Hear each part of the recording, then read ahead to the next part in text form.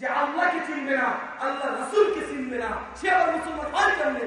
মুসলমান হইতে গেলে তো আল্লাহ এবং আল্লাহ রাসূলের উপর ঈমান আনতে হবে, আল্লাহর হুকুম নবীর আদর্শ রাখবে। বলেন ঠিক কিনা? নবী চিনবে না, কয়টা শান শোনাব। আরেকটা শোনে,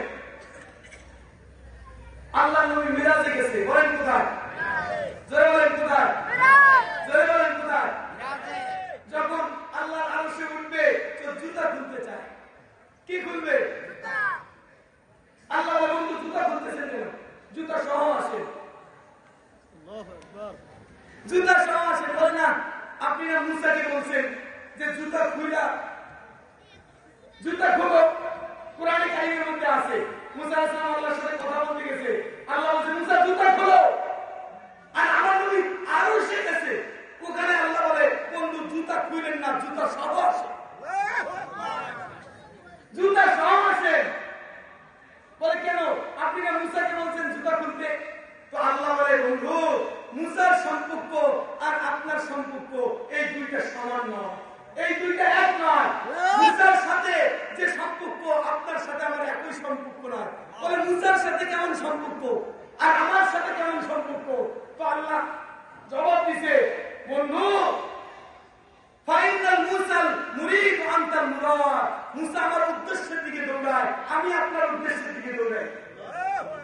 ফাইনাল তালিবু আনতাল মাতলুব। মুসা আমার উদ্দেশ্যের দিকে দৌড়ায়, হাবিব আমি আপনার উদ্দেশ্যের দিকে দৌড়াই।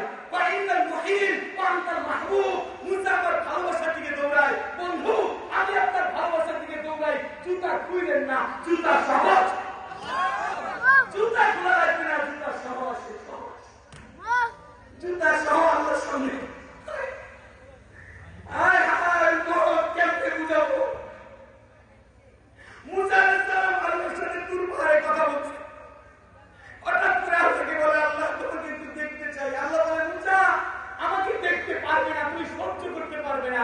বলে তারপরে একটু দেখতে চাই। বলে ঠিক আছে আমাকে দেখা লাগবে না, ওই দূর পাহাড়ের উপরে দেখো আমার নূরের একটু ঝিলিক ছাড়বো, তুমি তাই যদি দেখতে পারো তো দেখবে।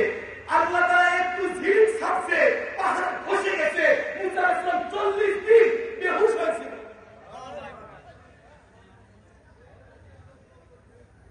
আল্লাহ দেখা করে নাই, শুধু ঝিলিক ছাড়ছে একটু, তাই মুসার এই অবস্থা হয়েছে। আর আমার নবী স্বয়ং আল্লাহর সামনে বসা। আল্লাহ তাআলা বলছে হাবিব দুনিয়া থেকে আপনাকে মেহমান বানায়া আমার আরশে উঠাইলাম, আমার সামনে বসাইলাম। বন্ধু আপনি কি চাইতে আসছেন? আপনি কি চাইতে আসছেন? একটু চিত্রটা একটু সামনে উঠান।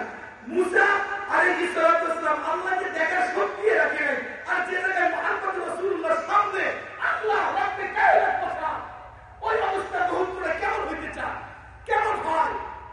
ওই মুহূর্তে আল্লাহ তাআলা জিজ্ঞাসা করছে বন্ধু এত উপরে আসছেন, রাব্বে কায়নাতের কাছে আসছেন, ইলা রাফিকিল আলা, আমার কাছে আপনি আসছেন, কি চাইতে আসছেন? আল্লাহর নবী, আমাদের মায়ের নবী আল্লাহর সামনে বসা থাকা অবস্থায়,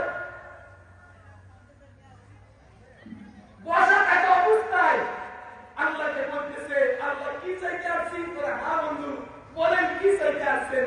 আল্লাহর নবী ওই অবস্থায় ওখান থেকে চিৎকার দিছে, আল্লাহ লা আসআলুকা আব্বি আম্মা আব্বাস, আমার চাচা আব্বাসকে চাইতে আসি নাই। ওয়ালা আসআলুকা বিনতে ফাতেমা, আমার মেয়ে ফাতেমাকে চাইতে আসি নাই। বলে কি চাইতে আসছেন? বলে আসআলুকা উম্মতি উম্মতি উম্মতি, আমি উম্মত চাইতে আসছি, আমাকে উম্মত দিয়ে দেন। আমি আমার চাচা চাইতে আসি নাই, আমার কলিজার টুকরা মেয়ে ফাতেমাকে চাইতে আসি নাই। আমার আসলের মধ্যে আপনি আমার উম্মত দিয়ে দেন, আমি উম্মত দিয়ে দেন। আল্লাহ চিৎকার দিতে আসছে আদিম থেকে, আমি ও বন্ধু আপনি টেনশন কেন করেন? কসমতুল কিয়ামতা কিসমাই, আমি তো কিয়ামতকে দুই ভাগে ভাগ করেছি।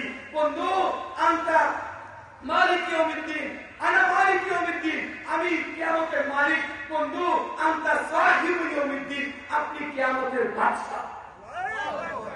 বন্ধু সান্তোতা, আপনি চাবেন আমি দেব, সাফিত সাফা, আপনি সুপারিশ করবেন আমি কবুল করব।